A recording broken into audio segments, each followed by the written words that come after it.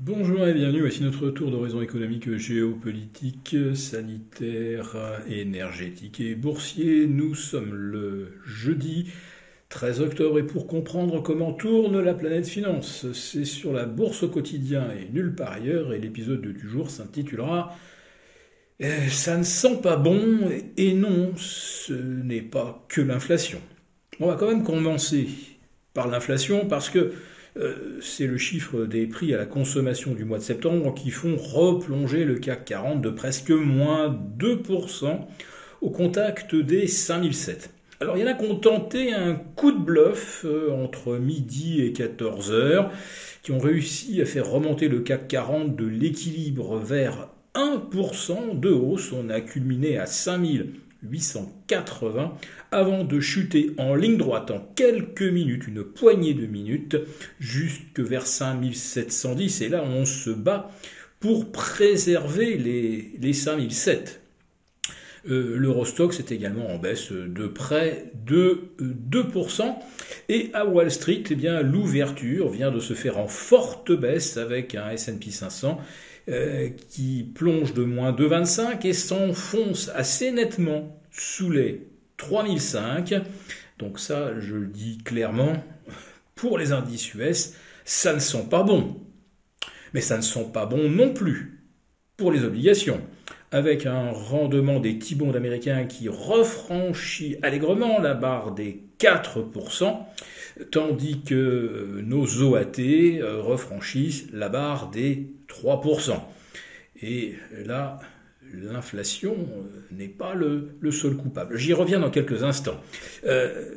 Mais pour ce qui est de l'inflation aux États-Unis, bien on attendait 0,3, on a 0,4 et un taux global de 8,2. On espérait éventuellement un tassement vers 8 qui aurait signifié qu'on avait peut-être atteint le zénith, le point de bascule de l'inflation.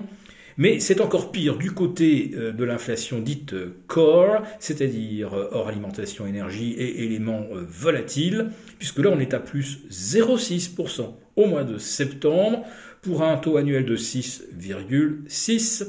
Et il s'agit là du plus mauvais score depuis 1982, donc exactement 40 ans.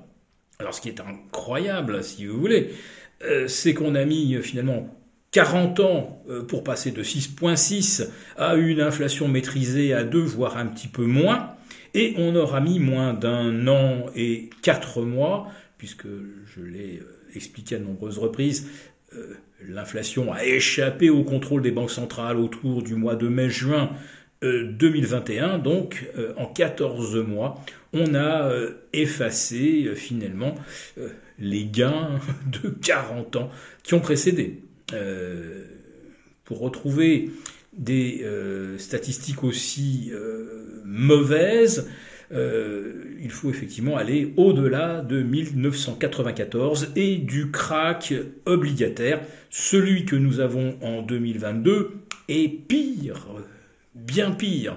On est à moins 16% de perte globale sur les OAT, sur les Bund allemands, et on est au-delà de 50%, oui 50%, vous entendez bien, sur les gilts britanniques de maturité 20 à 30 ans. C'est absolument colossal. Alors, ça contraint en fait Liz Truss, la première ministre britannique, à faire marche arrière et à laisser entendre qu'elle va revenir sur ses projets de réforme fiscale.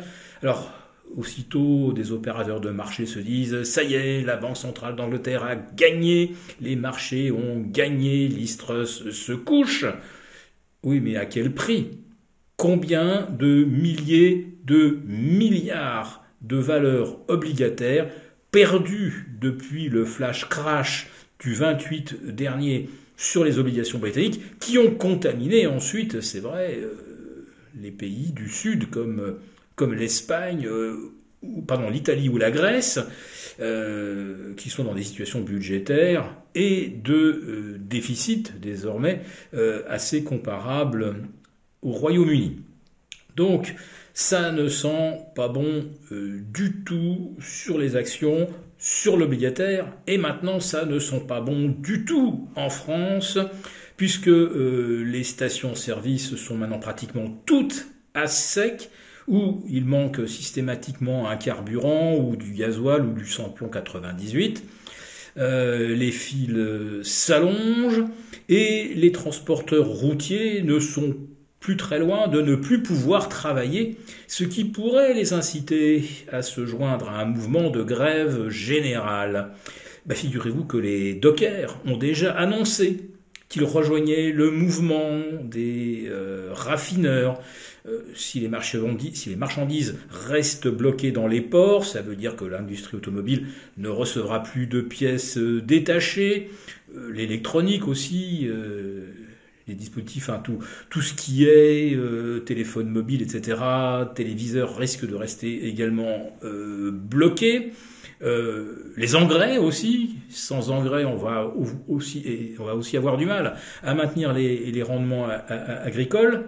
Donc si le mouvement de grève fait tache d'huile, on ne tardera pas à voir les rayons des supermarchés se vider, parce que les gens vont faire des achats évidemment d'anticipation, et parce que effectivement les supermarchés ne seront pas ravitaillés, ni les supérettes de centre-ville, et là la situation risque de devenir carrément insurrectionnelle.